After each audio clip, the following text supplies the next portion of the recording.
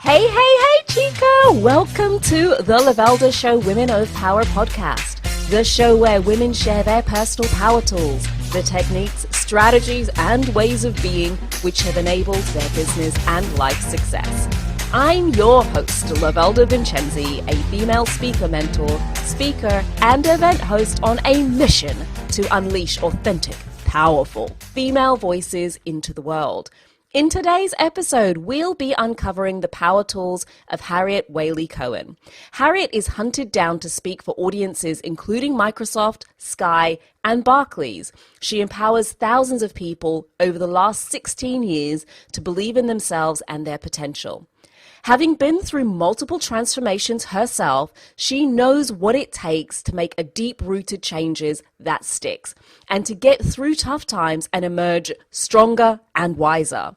Harriet empowers people to leave behind self-doubt, disempowering patterns, and overwhelm in favors of new ways of thinking, feeling, and acting that create confidence, well-being, and success. She is described by the MD of We Are the City as a real superwoman who empowers others wherever she goes. Harriet won Best Storyteller and Most Memorable Speaker at the 2019 UK Annual Female Speakers Conference, plus was given an award for leadership in the world by the Network for Transformational Leaders. In this episode, Harriet is honest, raw, vulnerable, and generous with sharing her wisdom and her journey. Now remember, all of the links shared in today's show can be found within the show notes. And the only way, my darling, to get your regular fix of this show is to hit that subscribe button right now to make sure you are notified when new shows are added. Well, that is more than enough from me for now, so let us get on with the show.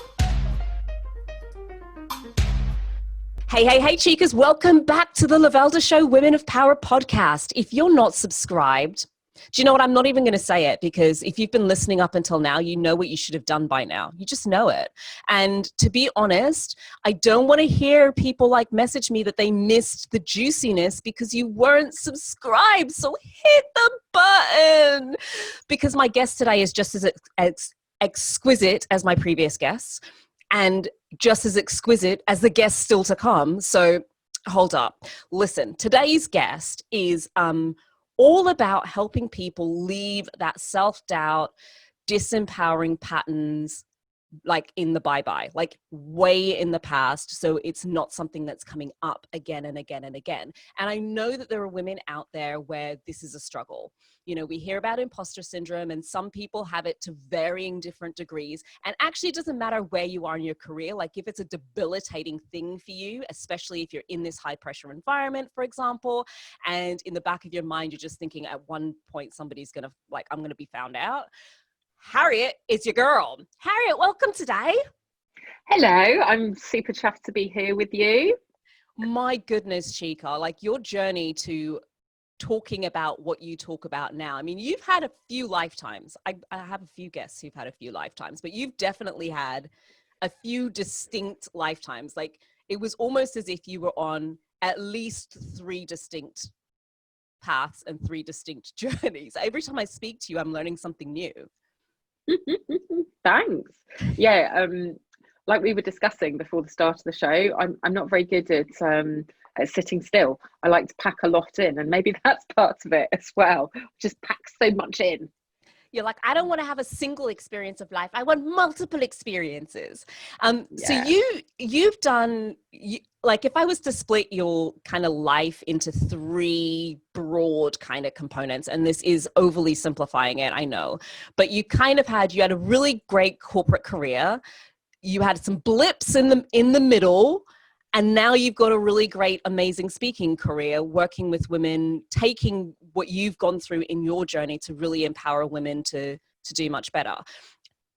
Can we walk through some of those journeys, some of the steps? Absolutely, darling. Absolutely. My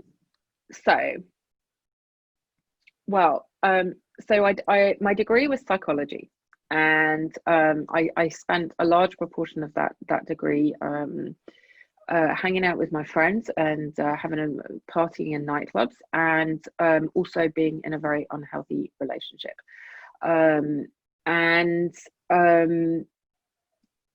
and all of that meant that, yes, I did get a good degree, but I also was not very happy, and I was not very healthy in that time. And I went straight from that into a corporate career, into investment management. And it was an interesting time, I guess. That time was the late 90s, which shows a little bit about my age. Young And whippersnapper you are. yeah, right. And what do I want to say about that time?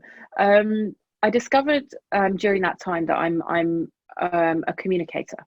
That is where my skill lies, is in communication, and I'm very good at understanding things at a high level and being able to communicate them at a level at which everyone can understand. And that was eventually where I ended up, was running a communications department. And in that time, I'd left the unhealthy relationship. I'd left behind the really unhealthy habits as well that had taken me to the brink of complete collapse in that time. And also, I got married and had 2 children. And it was really only after I realized that relationship wasn't healthy either, and that I chose to leave back in 2012, that I really started to think bigger. And I do think that happens to a lot of people in their 30s. They start to think, am I going in the direction I want to go in? Mm-hmm. And what do I really, really want to do? And it's actually one of the most amazing things about one of the gifts of divorce, actually, is the opportunity to say, you know what, I'm going to start over. Where do I want to live? What do I want to do with my life? How do I want my life to be arranged? And I realized that what I really wanted to do, because I'd been mentoring young women for over 10 years at that point, helping them to turn their lives around, and in the same way that I had. And what I decided to do at that point was train in coaching. And so I did a year-long training, and partway through it, I realized I was going to need to get good at public speaking again, and get my confidence back, because I'd been quite ballsy in my early 20s at times.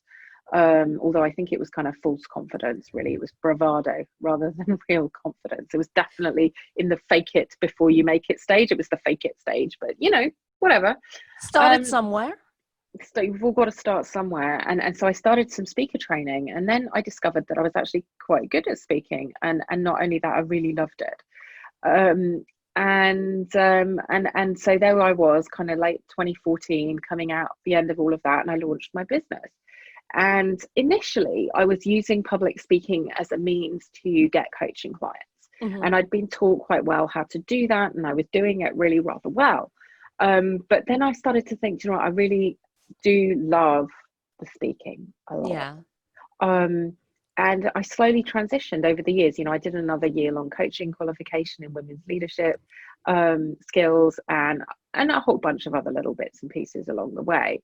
But here I am now, and I do a lot of public speaking at the moment. And people may be listening after this is over, but at the moment we're still in lockdown. It's April 2020, so we're in coronavirus lockdown. And I've just, all my speaking has become online now. So I'm doing a lot of corporate webinars, and really very much helping women who were in that place I was in, say 20, 25 years ago, to believe in themselves, to really believe in themselves, just as they are. Not you need to improve yourself to believe in yourself. You yourself as you are now, you are good enough. Because what I often find is that a lot of women on the outside, it looks like their lives are incredibly well put together. They might have a great career, relationship, lovely home. Or if you look to their Instagram or their Facebook, you'd be like, wow, they have an amazing life. Look at all these, social events and holidays and this, that, and the other. However, on the inside, they can often really feel not good enough, whether that's about their body or their abilities or their parenting, their home, all that kind of stuff. There are different ways that people don't feel good enough, or all of them. Some people have all of them, right? Which is a very painful place to be. So they can feel really overwhelmed, like it's all going to fall apart at any minute. And also that that they need to somehow change how they feel, because if they face up to that they genuinely don't feel good enough, and that they feel like a fraud in their life, it's too painful. So they need to drink, eat, shop, keep busy the whole time, scroll, stay up too late watching Netflix. They need to go to quite significant lengths not to feel how they're feeling. So I take them from that place to a place where they really do believe in themselves. They think differently, they feel differently, they act differently. So they have proper confidence, proper well-being, and proper success. Because, you know, what is the point of feeling good enough? It's to be successful in whatever way you want to be. But it's also because this place of not believing in yourself, not feeling good enough, is very serious. There's not a lot of fun to be had there. You have to try very, very hard, and everything must look perfect, and you mustn't give the game away. And there's not much fun for playfulness. There's not much room for playfulness. Being a bit fun, being a bit silly, taking the piss out of yourself. There's no room for any of that, because you're very busy showing how amazing you are all the time and how together you are. So at the end of all of that is this kind of feisty, playful, fun, sassy person. And we like to find the fun, sassy, playful. Question that pops to my mind: does every woman know, you know? So I wrote really interesting email I sent out to my list the other day. And I don't often send emails like this, but to be honest, I was feeling so rubbish, I was beyond caring. So I just sent it. It went something along the lines of, this lockdown is just an emotional roller coaster. And, you know, there were some points within it, but I just had a really heavy bit of an offload. It just felt, you know, it was just one of those things. I thought, it's about time I just share. It's not all sunshine and roses all the time, love. Sometimes I have them days, and I had a week where it's just every time I got up to do something, it felt like it was a lot of work.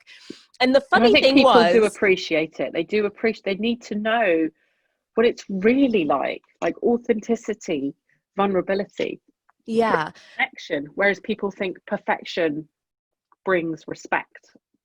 But here's the thing, I'd been saying for ages, I don't think I've got any of this imposter stuff. Like, I don't recognize it. I don't think I've got it. And so I just could not, because to me, I thought, because I always get asked it anyway in terms of getting on stages. Oh, don't you ever get nervous? And I'm like, well, I do get nervous, but it's never stopped me. It's not been a thing that's ever been in my consciousness. Like, oh my gosh, you're nervous, you mustn't do this. No, I'm nervous. Go for it. Like, it's just part of the process. But I don't know what it was. I think it was, perhaps it's my clients have shifted a little bit. I was just having one of those weeks where in the back of my head, and I'm doing work, right? I'm getting on with stuff. Just that consistent, oh, Lovelda, are you out of your depth here a little bit? Who are you? And I thought, wow, I didn't even know that was there. There it is. So the question is, do you think that women, especially those who are pushing at a level of success, who are always in that busy space, even acknowledge or recognize that there's that self-chat going on? No, because do you know what? I actually, my newsletter that I sent out earlier this week, and obviously I repurposed it as a LinkedIn article and a whole bunch of social media posts, was all about what I called the cult of busy. So the newsletter was called "Have You Accidentally Joined a Cult?" Because I think there's this thing where if you're not tired and you're not stressed and you're not busy, like, oh, should we meet up? When are you free? Oh, I think I've got an evening free in July or a Saturday free in October. If you're not like permanently exhausted and busy and rushing about, then you're not trying hard enough. But actually, all this, it's about productivity being the ultimate success. And it doesn't matter whether that's work productivity or personal life productivity. It's like you've got to cram in as much as possible, and you're, you know, just learning, doing, socializing, shopping, consume, do, that you're not successful. Whereas I think we need to redefine success. But I think so many people just have never stopped to think. And actually, when they do stop, as they are being forced to at the moment, a lot of them, it's not good. They're like, hang on, I don't like my life. I don't want it to be that busy anymore. I don't want to rush around like a crazy person, listening to 3 podcasts on the way to work in case I'm not good enough because I'm not listening to enough podcasts. They just don't, Girl, when I tell you, the thoughts have been real, and I've done a lot of work on myself, but I remember one week I woke up and I was like, there's no sales calls next week.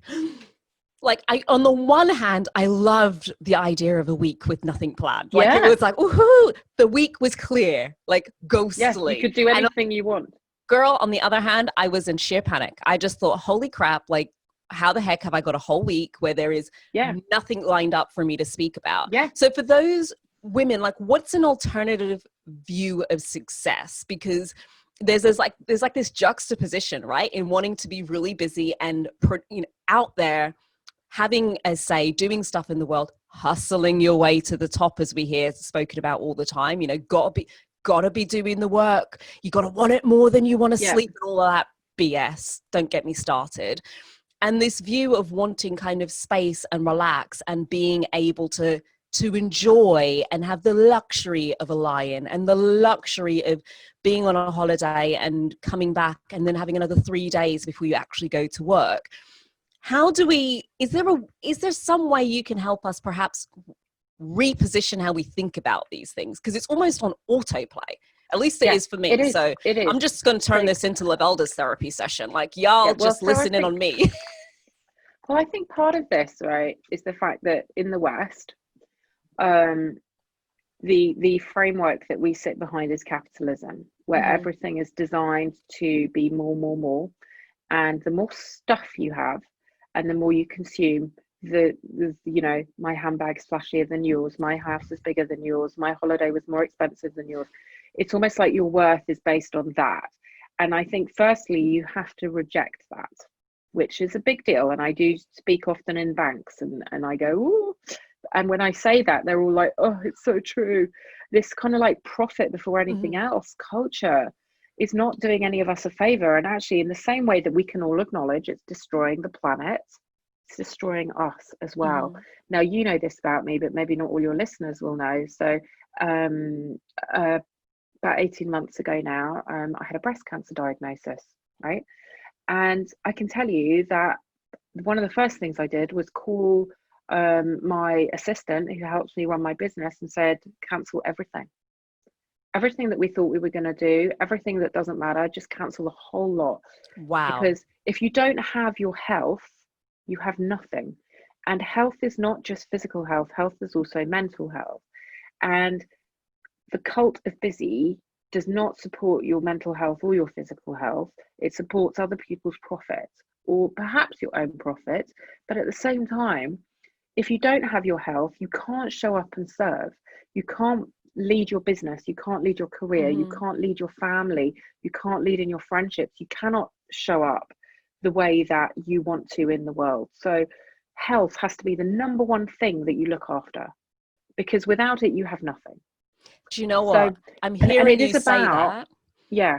And at the same time, I'm thinking, girl, I know sometimes picking my health is taking courage. And that sounds like a dumb fuck thing to say. Yeah. But honestly, when you're up against it and you think, because it's real in the moment, it's not a fake thing. Like in the moment, there's client meetings, there are appointments, there are, cancellations mean lost money or refunds, right? Yeah. It's a real thing to be able to say,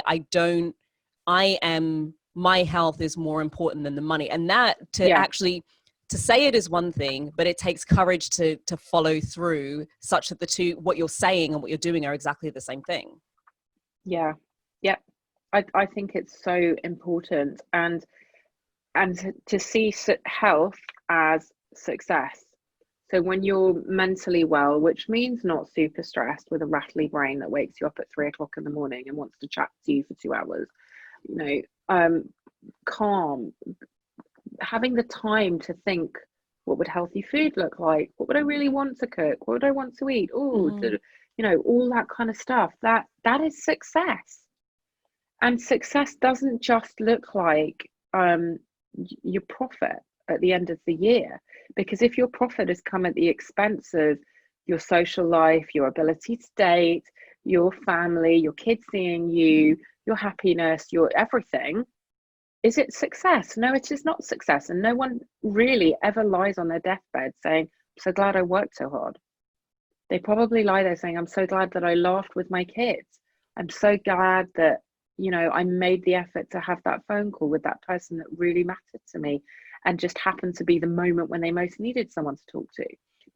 These are the things that matter. So I think it's very much about redefining success, because defining success as profit is part of the patriarchal capitalist structure, and it doesn't serve the planet, and it doesn't serve us as individuals either. And it's also very much about ego, which is a fear-based place, right? It's not about heart. It's not about true heart. And not good enough, guess what? That's an ego-based thing. Whereas serving and health, these are heart-centered things. So again, it always comes back to ego or heart. Loving that definition. Loving that definition of thinking of success as health versus success as money in the account, because with the health, everything else kind of works a lot better. You make different choices as well, don't you? When you're thinking, what would make me more, to be in that. If I honestly sit down and think, like, if getting the success, the financial success, means I'm tired, I'm worn out, I haven't spent time with people, I might achieve the number, but it doesn't feel like the full holistic view of success I'm truly after.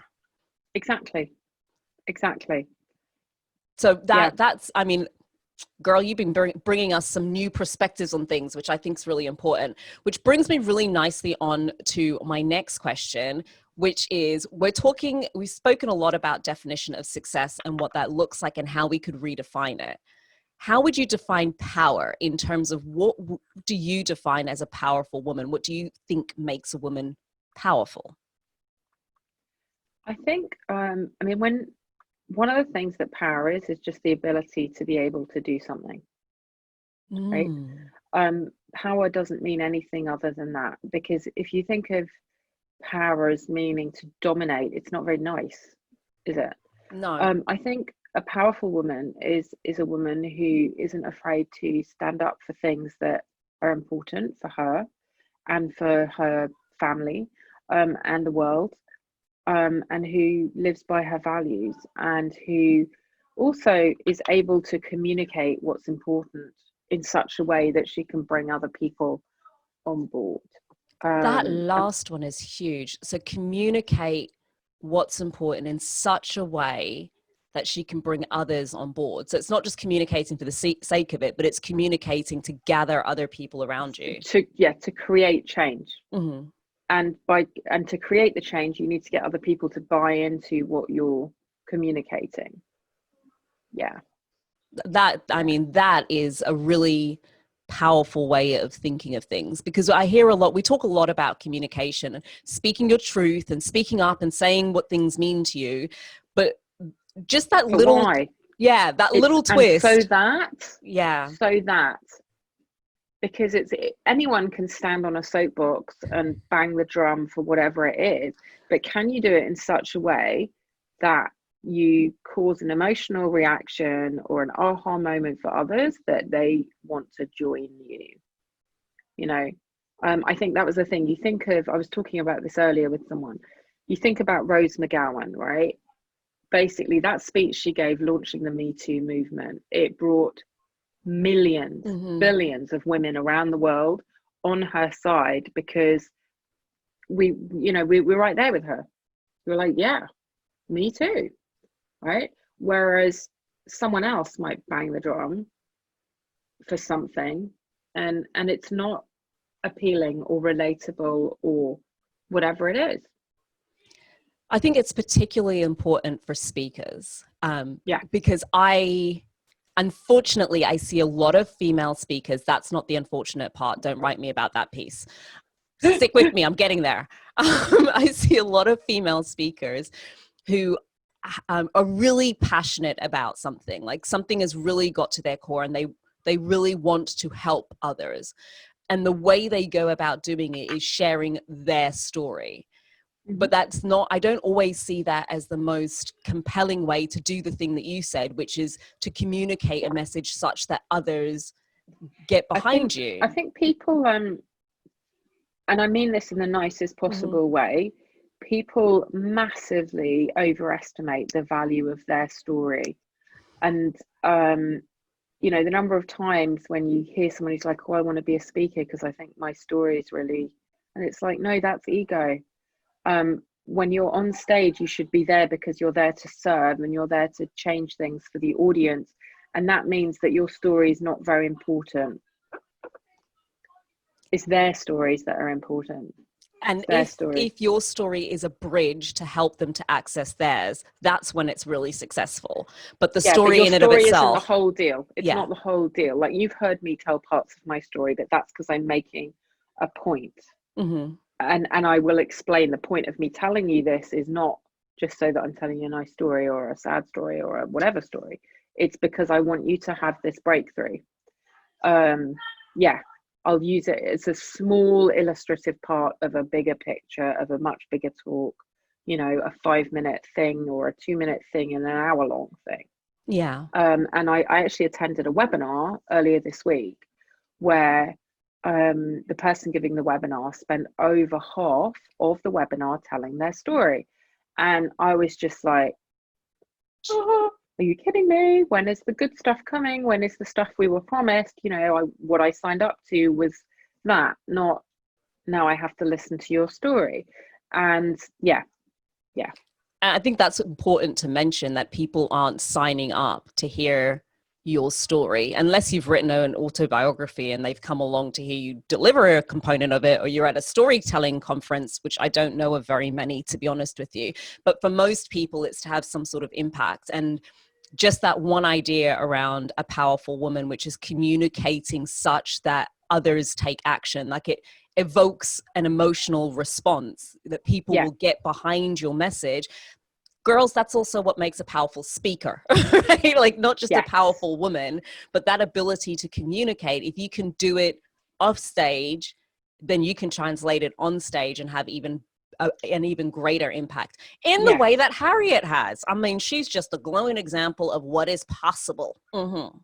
I mean, we're in COVID-19 at the time of this recording, and the woman is still busy with speaking engagements. That's like next level of speaking. Like, how are you still, to be honest, all the speakers that I know who have built great grounded speaking businesses are still delivering in this time because they know how to deliver, and what they're talking about is compelling in any market. Their clients are not kind of going, oh no, they've just changed the format and the way in which you deliver. So Harriet, I have the same slightly mean question. It's not even slightly mean, it's pretty mean, actually, to be honest with you. I bring my guests on apparently to torture them slightly, but it's for a good cause, because the way I'm on a mission to kind of understand what it is that drives women's success. And I'm, really looking at what makes us powerful and impactful. That's pretty much the premise of this show. And so what I'm wanting to understand is, from as many female perspectives as possible, what is it that were the things that were pivotal to you being as successful as you were? So the question is then, if you were to take a look across your whole life, your personal life and your business life, and boil your success to date down to like three things. I call them your power tools. They're tools, techniques, or ways of being which have enabled you to have the success that you've had. What would they be? You got three. Should we start with the first one? Yeah, three. Okay. So I think one of the most important ones is always looking up the ladder. And by that, I mean saying, who's more successful than me, who's been here before, who I can learn from, and learning from them. Like, not being afraid to say, can you mentor me? Can I sign up to your program? Learn from the people who can really teach you. Because when I started out in my speaking business, I had no idea how to deliver a really great talk, how to sell from stage, how to market myself, like any of this stuff. And I've always, my whole life, I've sought to learn from people who've trodden the path before me. I've always invested in myself and invested in like really great people. And put what they tell you, to put it into practice. Oh, that's a really important one. That's important as well. Like, at the moment, I'm creating a new brand, and I'm on a course, and I'm actually on a course with your lovely husband. And I'm taking it really seriously, not least because it was, you know, a bit of a financial gamble in terms of it felt a little bit more than I would have wanted to spend, which I think is good because then you've got a lot of skin in the game. But I'm like, right, okay, I've paid this money to learn from these people, so I'm going to do what they say. That is so important. Why would you not? That's so important. Sometimes I find that the amount that you pay makes a difference as well, right? It's almost easier to put the 20 quid or the $20 thing to one side. It's harder when you've invested like thousands. You kind of think, I'm really a fool to throw thousands behind something and not do anything with it. And so I say this because, not to say just go spend lots of money and get yourself in debt investing, but also kind of go, if I spend this amount of money on this thing, am I actually going to do something with it? Because if you're just going to download the freebie, if you're just going to pay the, you know, go to the first little thing and literally not do anything with it, there's no point. That's how you end up with people who are stuck for years going from one free conference to the next free conference. And then, you know, when you see them 5 years later and you're like, girl, you're still in the same place. That's because they didn't do the stuff. Exactly. And also I think it's important to know when, because some people can use learning as an example for as a reason to not implement. And that is, you know, I mean, you've heard me give talks on the toxicity of perfectionism, but there comes a point where you're ready, and it's now. If anyone's doubting when they're ready, it's definitely now.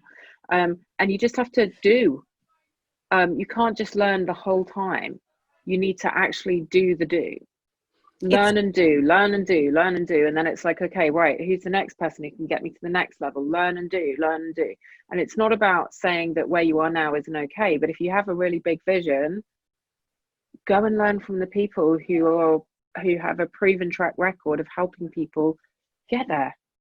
Invest in it, because it's money really well spent. And provided you meet you do amazing the work. people. Yeah, provided you do the work, but you also meet some incredible people along the way. So as well as that program, which is a short program, I'm part of a 2-year business accelerator with, as you know, lovely Fabienne, who's one of my dearest friends as well. And the people I've met in that program, in the Bold Heart program, oh my goodness, some of them are now my closest friends, honestly. And that's something important to remember as well. Like, you think it's just about the learning. Actually, it's also about the quality of the relationships that you build. And that's not to say you pay for your friends, although sometimes you do pay for really great friends, inadvertently.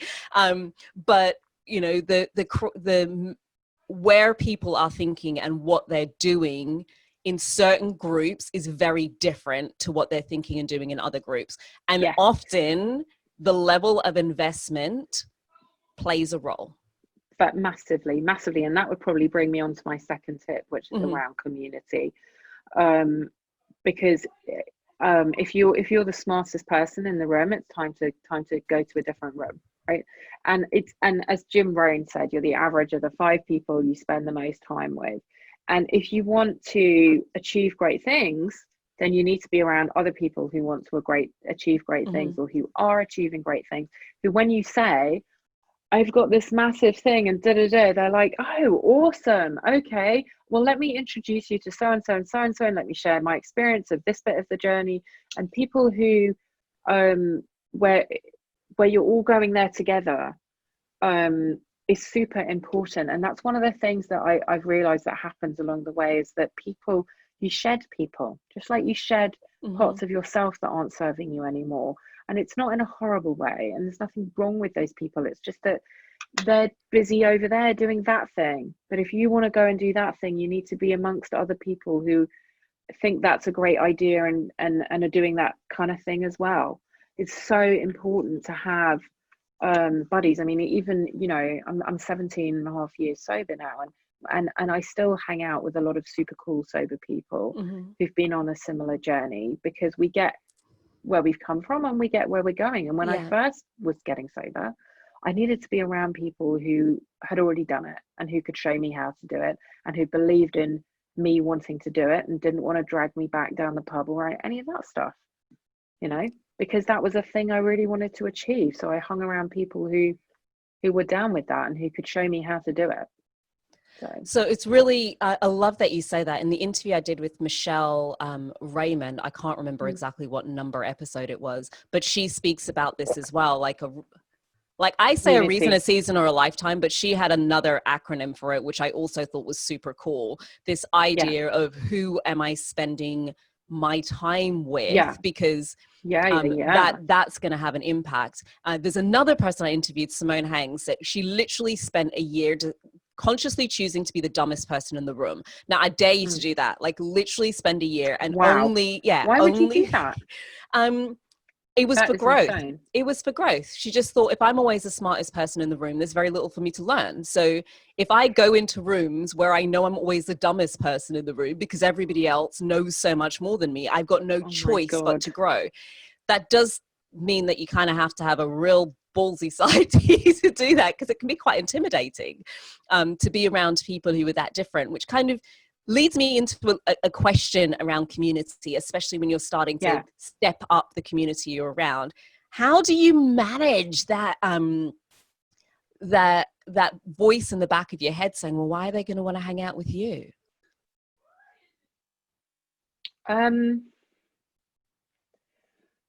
It's an interesting one, because I mean, I did experience this a few years ago massively. So a very old friend of mine nominated me to be part of an amazing group called the Network for Transformational Leaders. And when I rocked up, and there were just some of the most, sort of household name people in our industry, as well as some other incredible people I didn't know about, but who were kind of household names in their industries, but all in the transformational field. And I was like, what am I doing here? Right. And it was interesting, because I actually had a conversation with lovely Marsha, right? Marsha Martin, who I know you know. She was in the interview. She opened up the season. Right. Yeah. I know, because I brought her I said to you, put her on the stage, get her on the Female Speakers Conference, and you were like, okay, and now you're super happy, right? That introduction paid off, because she's incredible. Yeah, she's incredible. Is, right? And I remember talking to her. We were giggling in the back of a cab, right? I think we'd been talking about sex, actually. Anyway, so we were giggling together. She's kind of like a naughty godmother to me, the naughty older sister who leads you astray. So, not that I need help being led astray, my God. Anyway, I'm digressing. So I remember saying to her, Marsha, why am I here? And she laughed. She literally laughed in my face, and she was like, and she looked at me like what a bizarre question to ask. Like, of course you should be here. And then she said, you know what? She said, you are a bit of a baby in the industry compared to some of us, but we can see where you're going, and we believe in you, and we're going to help you get there. Wow. And that was extraordinary. And now, that I didn't know, other than the friend that had introduced me, and lovely Shay, actually, I didn't know anybody else there. All I knew was that these were incredible people doing incredible things. And now so many of them are my dearest friends who I adore and love. And we are constantly chatting on WhatsApp, on Zoom. No matter what happens to me in my life, they are there for me. I'm there for them. It's just amazing. And now I feel very comfortable there. I know I belong there. And in fact, as well as the 2 awards that you gave me, I have an award from them. I got an award from the Network for Transformational Leaders last year for leadership in the world. So, no more of that. You don't belong here, sister. And I think it's important to remember this. And this is something I say to new people, actually, who come into the rooms of recovery from addiction. And that if people want it, then of course we'll show them. And we've all been there. We've all been the new person, and we're all just human beings. So when you go into a room where you feel like you're the least experienced, least successful person there, just know that everyone else is kind of like secretly cheering, going, ooh, that was a brave move. Let's see how we can help this person and show them how to get where they want to be. Everyone's rooting for you. And the people who aren't rooting for you don't have anything to do with them, honestly. That's beautiful, because I think it's the opposite that goes on when we're having that voice say you're not good enough. It's assuming that you've got to prove yourself in that space. Yeah. It doesn't assume that people would actually be welcoming you with open arms and wanting to serve.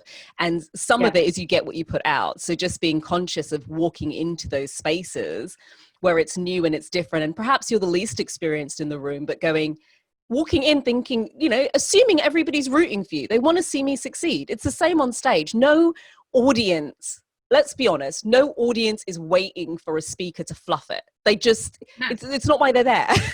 They're really not. They're wanting... Unless they've gone to a stand-up night, right? But even then, they want to laugh, right? Like they don't really want to laugh at the comedian. They want to have a good laugh. Most people don't actually enjoy watching somebody else cringe and crumble. And so when you can remember that they're there, people are secretly rooting for you, and just accept that as a given, then that really does help. Yeah. Yeah. And actually, if you remember every room you've ever walked into like that, you were new once. And it might be that, I remember going to my first speaker training event where I thought I was going to be sick on the carpet because I was so nervous. And then I think back to like a year later after that, when I was like really like woohoo, and then someone new would come in who would look like they were going to be sick on the carpet, and then I would be like, oh, I remember how that felt, and I can go over there and I can support them, and I can say, look, it's okay, I used to be there, but I'm here now, and you can and help to inspire them. And just remember, like, it's more than okay to be the newbie in the room, even if it's just to help the people who didn't realize how much they'd grown, that they have in fact grown, and to help them feel good. Something good comes of being the newbie all the time. Yes, all the time, always. And actually, everybody has strengths and weaknesses. So you might be new to that level of business, but there's a personal thing that you're black belt at, and there might be someone in there who seems like they're a lot further on, but they're having the problem that how to solve in a personal way. So you might say, well, actually, I know how to deal with stroppy teenage boys because I've done that. And they'd be like, oh, thank God for that. And life's a leveler. No one has got all their shit together all the time on every single level. We're all fluxing, and we've all got something to offer each other. So that is such a beautiful reminder. It's a level. Nobody has got all their shit together at any given point in time. So if you're walking in a room in one context, understand there is a context in that room in which your shit is together better than anybody else's in the room. There is a context. Totally. And you just don't know how the person who looks like they've got their shit together had a row with their partner this morning. Someone else is worried about how they look because they've been put on some medication that's made them put on weight. Someone else is having a really bad hair day. Someone else just had some really bad news and they're trying to keep it together, etc. Right? We're all just humans. We're just humans. Oh, such a beautiful reminder. It's like weight off shoulders. You're just a human walking in amongst other humans who also don't have all of their shit together. Some of them are just better at hiding it than others. That's it. Exactly. As you get to know them, they'll bring those barriers down, and you will get to see that actually it's all level. It's just different areas in which we've got those sort of levels of success. So what's your third power tool? I think it's that you have to, and it comes back to what we were talking about earlier, this difference between ego and heart. It's about serving, and it's about knowing what your mission is, what your why is, and make that greater than anything that's going to, any fears, any limiting beliefs, anything. You're like, I will lie on my deathbed going, I made that difference. I will. And it's not because you want to, because, Malala did not do what she did. She didn't get on that school bus because she wanted to win the Nobel Prize, right? That's not why she did it. She was, she did it because she was making a stand for women's rights, for education in her corner of the country during the war. That's what she did, right? And that's where it ended up. And she's been able to be a great inspiration. But if you're focused on serving, and you're focused on making that change, and you're focused on your mission, then that will propel you forwards. There's no need to get overly in your head about how it's going to come about. you will naturally, you'll bump into the right people, yeah. and you'll have all the beautiful introductions. And you focus on the people you want to help. Like when you're focused on not feeling good enough, how are you focused on the people you want to help? Stop thinking about yourself. Stop being so bloody self-obsessed. No one gives a shit, so excuse my language. No one cares whether you're a size 8 or a size 14 if you're making this change happen. And the people who really need your help, they want your help regardless of how you look. You know, how expensive the cushions are in your house. Seriously. Just remember, I'm getting a bit ranty now. Well, sometimes we need a good old rant, to be honest with you, because sometimes it's that pattern interrupt, right? Where it's been going on for a while and you've kind of got to go, take a minute, ladies, and have a think for yourself. Have you been holding yourself up because you're expecting to look and feel a particular way? So maybe it's not the cushions in your house. Maybe it's how fancy your website is. Maybe it's that you have a website. You know, whatever that thing is that you're putting between you and your success as a legitimate reason, girl, it's an excuse. We're just going to sit here and tell you it's an excuse. Go out there and do the thing that you're supposed to be doing. Focus on the difference you want to make. Focus on the difference you want to make, not on anything else. And just go and make that difference.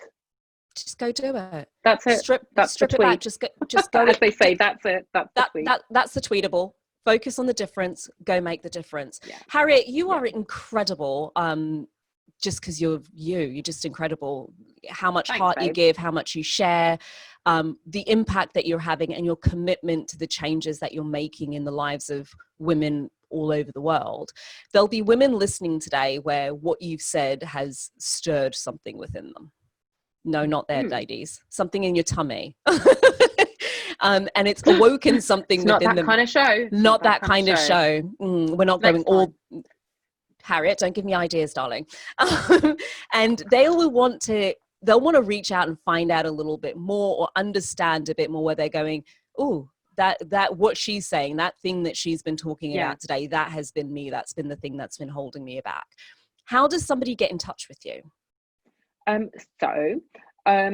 I think the best ways for people to get in touch with me, there's 2 ways. Number one, come on over to my free Facebook group, which is called Harriet's Inner Circle, and post at least once a day. It's a great community, super supportive, all of showing people how to believe in themselves and let go of what's holding them back so they can achieve what they want to achieve in their life. Or I have my new Instagram brand and my new brand because I've separated my programs, my personal development offerings from my corporate offerings. And my new brand is called Self-Love and Sass. And it's at self-love _and _sass. So they should come and join in both those places or either of those places, but just come and join in. Bada bing, bada boom. They're all in the show notes. And you came with a nice, lovely gift for us, didn't you? I love gifts. I did. Presents. Yeah. So I have a self-esteem quiz actually that I think you know listeners might really enjoy because it's just a simple yes, no to a bunch of questions that then helps you to, as you do the quiz, far more than the result of the quiz, it'll be the doing of the quiz that will help you realize whether your own behavior and the way that you're managing your life is supporting your sense of self-belief or chipping away at it. Because I do say every single action you take either builds your self-esteem or destroys it. So it'll help you to understand what's going on there. Whether you're a natural self-esteem builder or if day by day you're just chipping away at it, which means you need Harriet's help quick. Yeah, but people often don't realize. Often don't realize that some of the things they might be doing, like giving all the time to other people, is in fact chipping away at their self-esteem. And there's a whole bunch of people who went, as I said that. But that's service, Harriet. Go do the quiz. Go and check it out. It's all in the show notes. Check out that quiz. And afterwards, you're probably going to want to reach out to Harriet. So all of the links are in the show notes as well. Fantastic. Join Harriet's Inner Circle. I can attest it's incredible. And she is in there all the time. Okay. Very, very engaged group as well. Lots of people, lots of chat. My goodness, Harriet, we've covered a lot today. It's been a wonderful exploration of what it means to be human and what it means to be, we've looked at 2 things really distinctly, like power, but also self-awareness and who we are and how we show up in this idea of imposter. So there's lots in there for people who are kind of really ready to leap out and maybe just always feeling a little bit uneasy and not quite understanding it. How do we summarize today's conversation, Harriet? What one thing would you like to leave people with? I would like to leave people with this thought. And I feel like I should make like Jerry Springer and kind of like, do you remember the end of Jerry Springer when he'd like go to the camera like this? I think this is my good side. Is this my good side or is it this side? This side, right? Yeah, so there's less hair. Your know the word I'm looking for. Yeah, we see your face more this way. Okay. Today's lesson is that it's about dropping out of your ego and your fear and your self-obsession into your heart and your desire to serve. And when you can make your mission, the impact you want to make in the world, greater than your fear and your need for external validation, you can achieve anything. Ooh, you heard it here first. Make your mission greater than your external validation, and you can achieve anything. I want to put like one of those echoes behind it. You've been listening to the Lovelda Show Women of Power podcast. It's been another incredible episode. If you have not yet hit that subscribe button, please do jump over to iTunes. Leave us a review. By us, I mean me. I'm just talking about myself in the royal term person. Anyhow, can you tell we've had enough of the show? It's been incredible. Thanks, Harriet. Until next time, it's the Lovelda Show Women of Power podcast. Ciao, ciao, chicas.